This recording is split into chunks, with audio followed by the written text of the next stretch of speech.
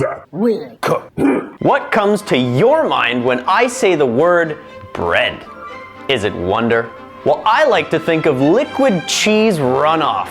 That's right, everybody, we did it! We found a way to use the whey!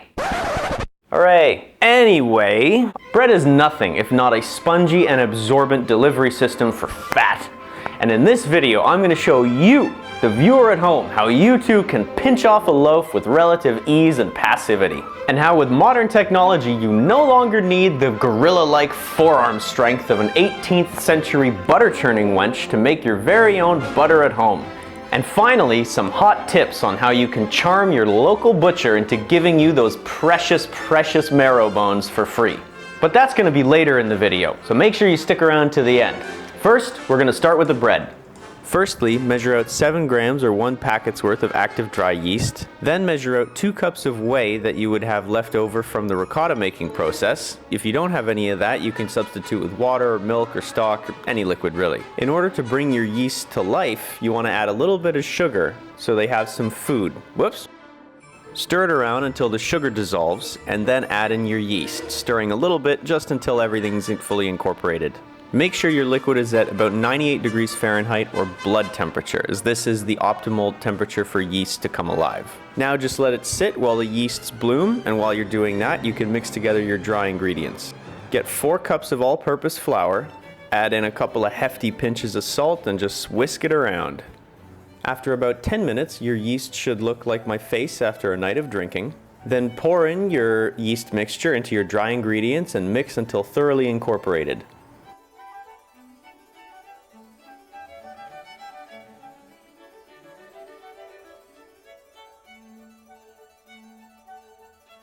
After the first proof of about an hour and a half, your dough should look like my face after a week of drinking. Following this existential crisis, you want to deflate the dough with a couple of good spanks and then fold it in on itself and cover it back up with a kitchen towel so that the proofing process can repeat a couple of times.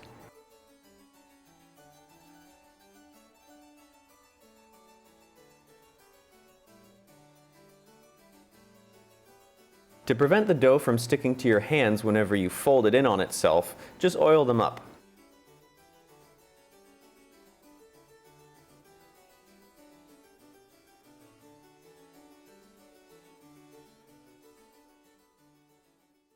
With each successive proof, your ball of dough will appear more taut, firm, and ultimately more spankable.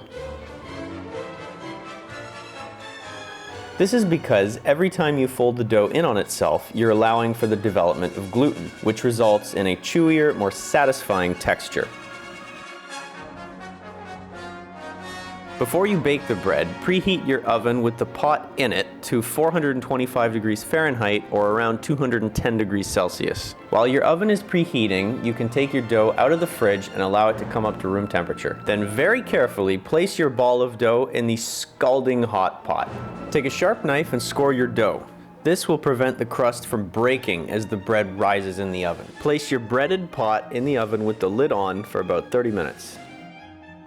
After 30 minutes, take the pot out, remove the lid, and then stick it back in the oven for about 15 minutes or until your crust is browned to your liking. You're gonna wanna just tear into this thing right out of the oven, but you're gonna have to wait for the residual temperature inside the loaf to subside. Otherwise, all your work will be for nothing. While you wait, take a moment to admire your craftsmanship and reflect on life's little pleasures. So now that our loaf has been artisanally pinched, we can work our way towards our first fat, the butter. Pour about 1.5 cups of 35% whipping cream into a food processor or a blender, and then just blend on high for about 5 minutes or so. Butter is nothing but a mechanical separation, which, thanks to modern technology, has been reduced to a 5-minute process of button holding. You'll get whipped cream almost immediately, and it'll stay like that for a few minutes. But just keep blending, and after a few minutes more, you'll see the butter separate, and you'll be left with the yellow butter fats and a whitish, kind of semi-transparent buttermilk. Once your butter is finished, simply remove it from your blender, and then squeeze out the remaining buttermilk. The reason for this is that it will lengthen the shelf life of your butter, as if the buttermilk is spread out all throughout, it will cause it to go rancid faster.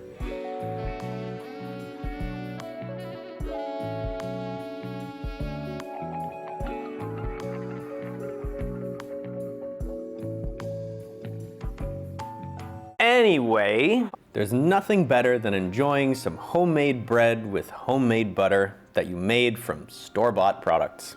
What to do with the buttermilk? What to do with the buttermilk? Oh yeah, just drink it because it's amazing. So now that we've covered butter, we can move on to an even more primordial food source for human beings. Bone marrow. A helpful tip on where to get these marrow bones is to simply befriend your local butcher, preferably one with a less developed sense of advertising. You definitely want to avoid places that make a habit of using sexy yet somehow meaningless adjectives like artisanal and handcrafted and other forms of euphemistic diarrhea. You want to learn the local language and the local customs. See, I had to learn to say things like tudo bem and obrigado, coisa linda. Depending on where you live, you might have to learn to say things like buongiorno and ciao bella. Funny thing is, they would actually ask me, oh, are these for your dog? I don't have a dog anymore. But now whenever I go to get bones, I drool. Some practical advice is to ask your butcher to cut the bones into 2 to 4 inch pieces. I've found that this is the ideal portion size for any individual, as well as giving you a convenient sized piece of bone to store in the freezer for later stock making. Bone marrow is an incredibly rich and dense food. A small amount like this will make you very, very full. If you eat any more of this, you're likely to be sick. So a little bit goes a long way. And it's actually a good thing because our ancestors probably survived off of this stuff. You know, you have like a hunt, you kill this bison or elephant or your neighbor, and then you eat the meat, you use the skin for leather and lampshades, and then you're just left with the bones. But with the most recent technology of the time, which would probably be like a rock or something, you know, you'd crack the bones open and you get this stuff. And this incredibly dense, nourishing paste would probably keep you alive in times of food scarcity. So if you're anything like me and your recent ancestors came from this part of the world, it's likely that you have anywhere from 1 to 4% Neanderthal DNA in you. And I don't know if this is true, but my grandma did tell me once that beware the bone marrow, because the bone marrow could actually bring out some of these Dormant Neanderthal genes. But I'm a rational person, not gonna listen to my grandma. I'm gonna eat this bone marrow. Think of the bone marrow as a meat butter. Spread a generous amount of it on your bread and stick it in the oven under a broiler.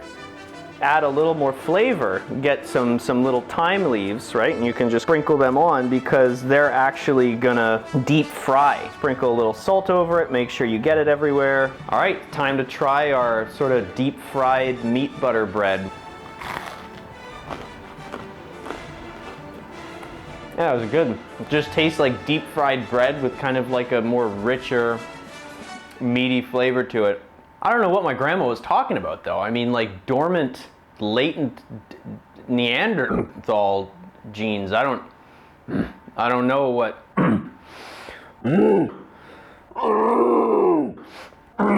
What is she Talking about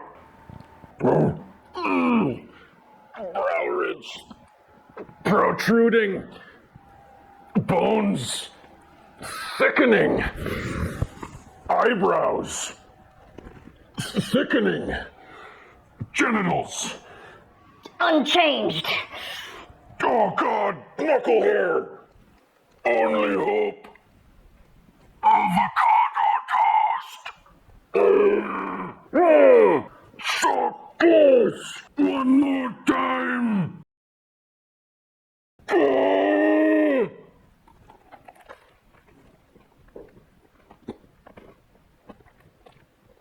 So needlessly expensive, trendy, handcrafted, artisanal, beautiful avocado toast.